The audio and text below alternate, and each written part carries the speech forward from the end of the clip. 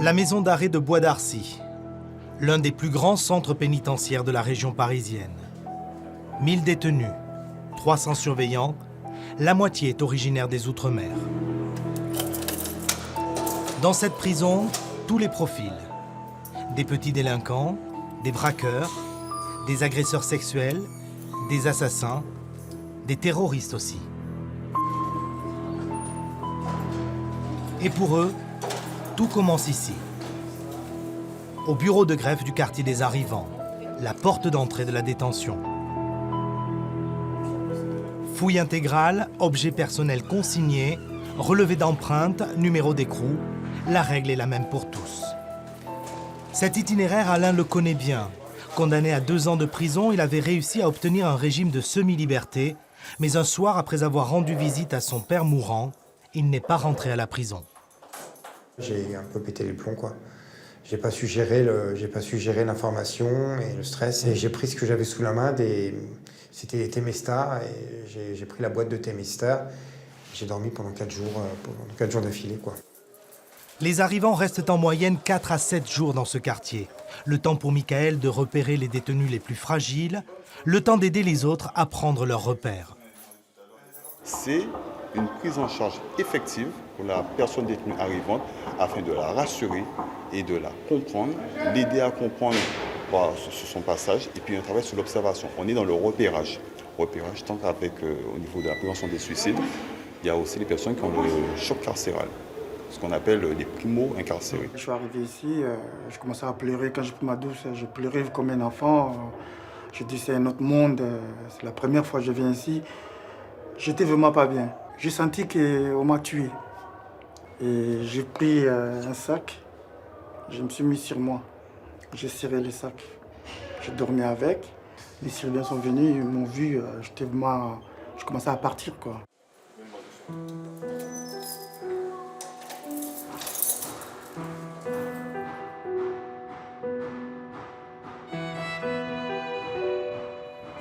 Des dizaines de détenus arrivent tous les mois. 2 jours, 2 nuits, 24 heures sur 24. Les 4 doigts. Vous connaissez le principe, tant que vous êtes au quartier Arrivant, elle est gratuite. Donc, Ce soir, vraiment, c'est tranquille. Mais il y a des fois, on arrive, par exemple, il y a 10 détenus, 10 arrivants qui arrivent d'un coup. Et quand les 10, ils sont énervés, là, ça fait beaucoup plus de tapage. On essaie justement d'éviter que ça parte en sucette. Les premières heures en prison sont les plus difficiles. Les détenus doivent se familiariser avec le bruit, les cris, les insultes. La lumière, elle est dans les toilettes.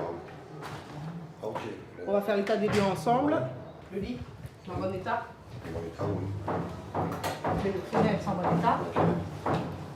Vous avez votre...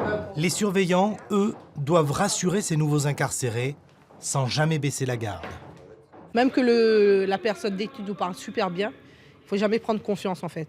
Parce que la personne détenue, en gros, s'il peut nous descendre, il va nous descendre. Tandis que nos collègues, ils seront toujours là. Ce soir, Nathalie et Michael vont redoubler d'attention. Une crise d'angoisse, un malaise, une tentative de suicide. Dans ces premières heures, tout peut arriver. Sébastien prend son service à la maison d'arrêt de Bois d'Arcy. Il est 18h. Comme tous les agents pénitentiaires, il se soumet au contrôle de sécurité.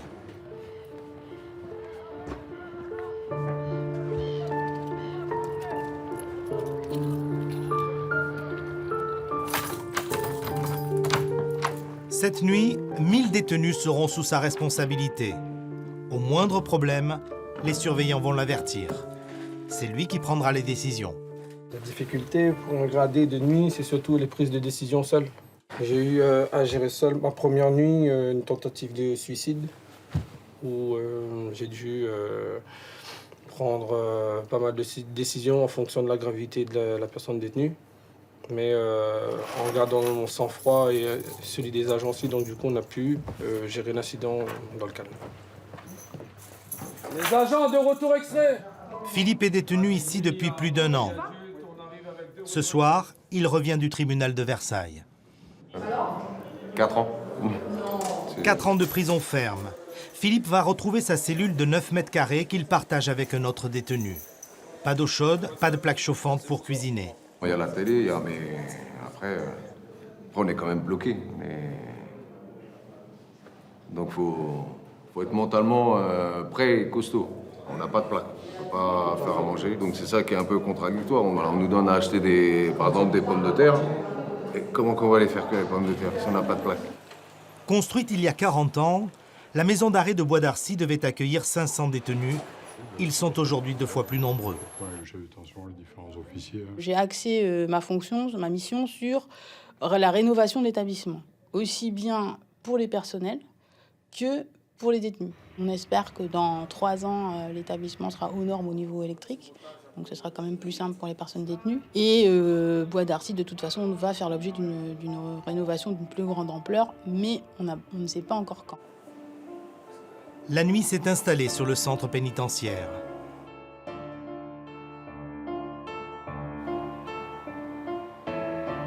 Nathalie effectue sa première ronde.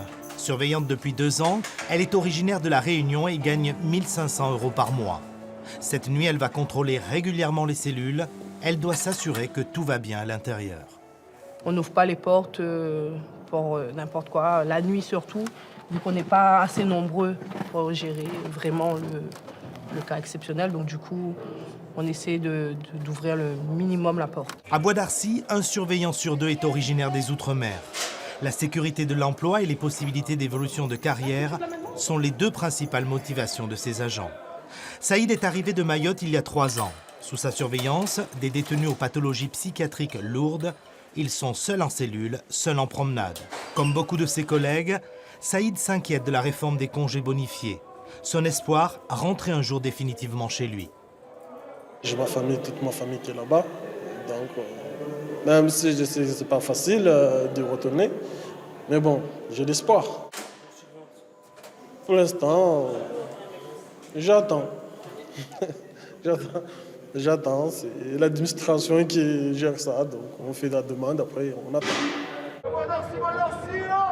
Le jour vient de se lever. Sébastien et Nathalie terminent leur nuit de garde, ils vont pouvoir se reposer. 60 agents vont prendre le relais et se déployer sur les 3 bâtiments du centre pénitentiaire. À Bois d'Arcy, c'est une nouvelle journée qui commence.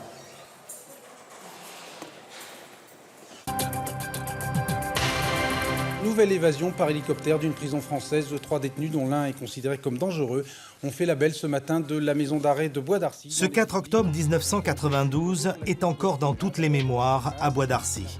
Ce jour-là, 3 détenus réussissent à s'échapper en hélicoptère.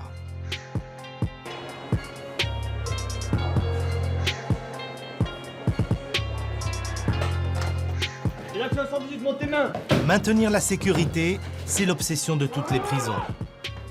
Ce matin, l'équipe locale d'appui et de contrôle est à l'entraînement. Dans cette équipe, 10 agents, 4 sont originaires des Outre-mer. Mike est polynésien, il joue le rôle d'un détenu particulièrement violent. Voilà, on y va. À chaque fois qu'on fait une ouverture de porte, il faut qu'on s'annonce. On fait les injonctions d'usage, on invite la personne détenue à sortir de la cellule. Et à ce moment-là, si cette personne, si on doit aller la chercher dans tous les cas, et si cette personne refuse, c'est nous qui rentrons dans la cellule et puis qui la faisons sortir. Les violences, les intimidations, les insultes, c'est le quotidien des surveillants. Chef de détention. Est-ce que vous avez eu la gendarmerie en ligne pour le transfert de demain? Non, négatif. Pas encore, d'accord, merci. Merci à vous. Tous les problèmes remontent ici, au bureau du chef de détention. Le point névralgique de Bois d'Arcy. Emmanuel et son adjoint gèrent 300 surveillants et 1000 détenus. Et ça n'arrête pas. Nous, on se qualifie avec mon collègue chef de détention comme les maestros de la détention. Donc nous donnons le tempo. Ouais, chef de détention reçu. Donc vous voyez, l'agent, il a un problème. Il sollicite le gradé parce qu'il a un refus de mutation. C'est-à-dire que la personne détenue refuse d'aller d'une cellule à une autre. Donc ça, c'est le gradé va se déplacer pour voir ce qui se passe, pour soutenir l'agent. Bonjour chef. Oui. Je viens de trouver un téléphone sur un détenu de droit commun. Donc je donne l'information. Il va falloir peut-être qu'on pense à faire une fouille dans sa cellule. Je vais informer l'équipe ELAC et je te tiens au courant de la stratégie qu'on met en place. Immédiatement avertis, les agents arrivent au 3e étage. La cellule est entièrement fouillée.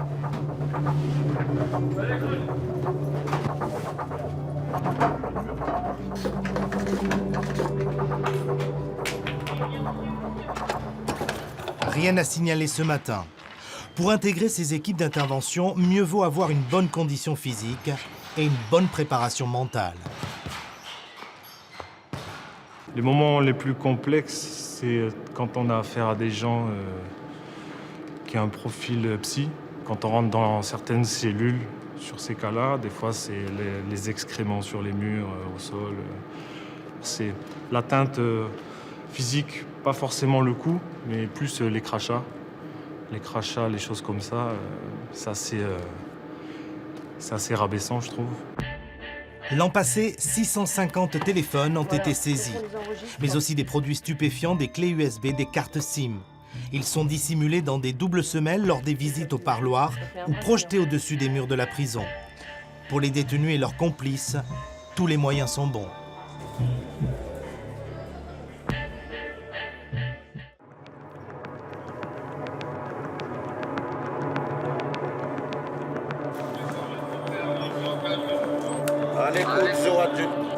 Les départs et les retours de promenade sont toujours des moments de très forte tension pour les surveillants.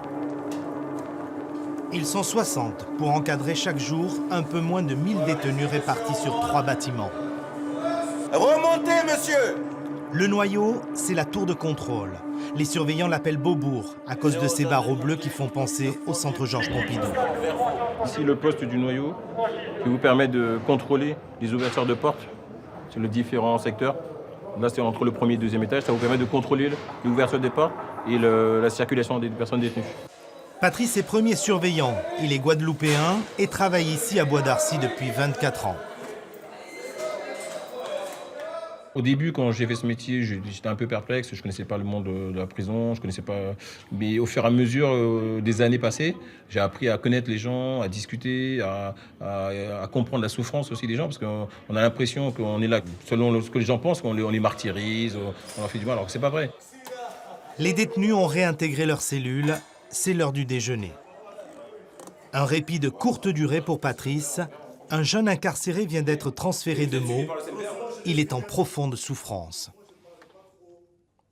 Je veux savoir pourquoi je suis là. Qu'est-ce que j'ai fait? Pourquoi je suis là? Dis-moi. Franchement, j'en ai marre de Bois d'Arcy. Je ne veux pas rester ici, je ne veux pas. Et vous allez où? Je ne veux pas. Vous allez où? N'importe. Non, on m'étard mieux que c'est, on m'étard.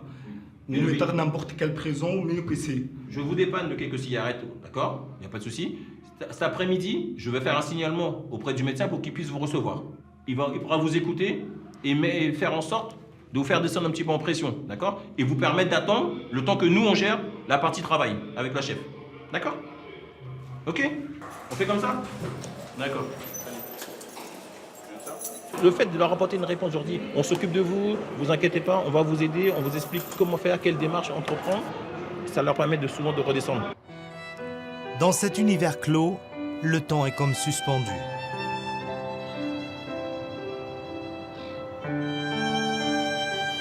La prison est un lieu fermé, mais la privation de liberté n'efface pas tous les horizons. Ici, l'aide à la réinsertion n'est pas un vain mot. Les détenus volontaires, ceux qui ont un comportement correct, sont encouragés et accompagnés.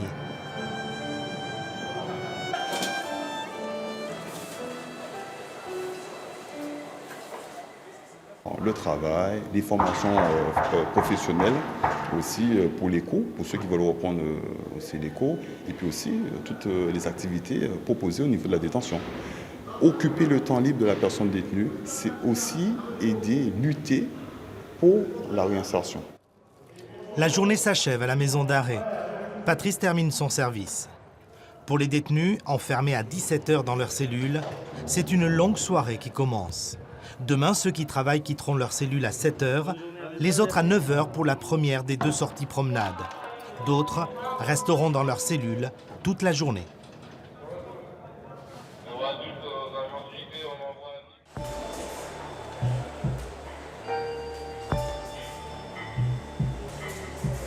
Les ateliers de Bois d'Arcy. C'est la première fois qu'une caméra est autorisée à filmer ici. Chaque jour, 120 détenus se rendent dans ces immenses entrepôts. Ils vont travailler. Et le patron, c'est lui.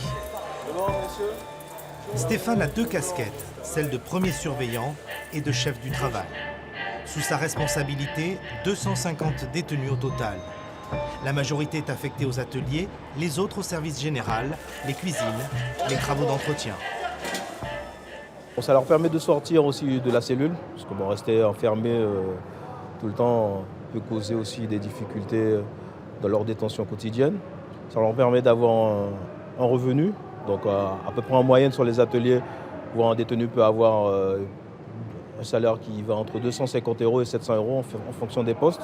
Donc ça leur permet aussi d'améliorer leur quotidien en achetant différents produits, parce que vous avez une zone où les détenus, qui est appelée la cantine, où ils peuvent cantiner des produits, différents produits alimentaires, soit de produits de première nécessité. Sébastien est à Bois d'Arcy pour des vols et des agressions. Depuis un mois, il a rejoint l'atelier. Et pour lui, travailler, c'est un peu plus que mettre des produits sous plastique. Moi, je vois la logistique, je vois un peu tout ça, moi. Je vois pas que le travail qu'on fait ici, en fait. Je vois plus l'entrée, la sortie, le rangement du dépôt. J'ai appris énormément de choses en étant ici. Ça nous aide à nous prendre un bon rythme, à nous lever tôt, nous coucher tôt. Ça nous permet aussi d'avoir le sens des responsabilités, vu qu'on nous fait confiance et qu'on nous met à l'atelier. À l'heure de la pause et sous l'effet de groupe, certains détenus se laissent aller à quelques confidences sur le travail, sur la vie en détention. On a de la chance qu'on travaille. C'est pas une prison facile. C'est dur. On n'a pas beaucoup de choses ici. C'est un peu sale. Là, on travaille, là, on n'a même pas la douche tous les jours déjà, alors qu'on travaille. Si on a le droit d'apprendre même le matin, alors qu'arriver au soir, c'est là où on est le plus sale, on travaille toute la journée. On vient travailler la journée complète. C'est compliqué. Un peu. Les situations de vie ici sont compliquées.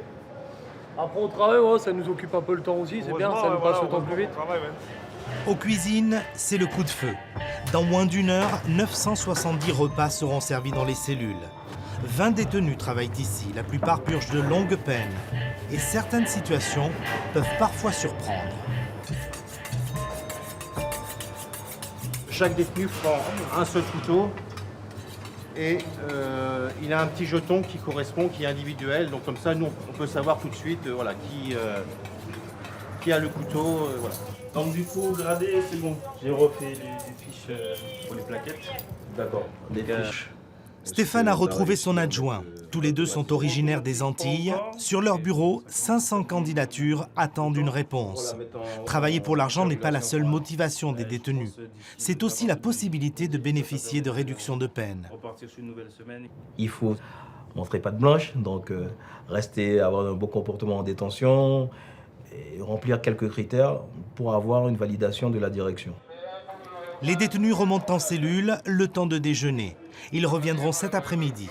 Cette semaine, ils passeront 26 heures aux ateliers. Ce travail n'a rien de vraiment passionnant, mais il leur permet de gagner un peu d'argent et de s'évader tous les jours durant quelques heures.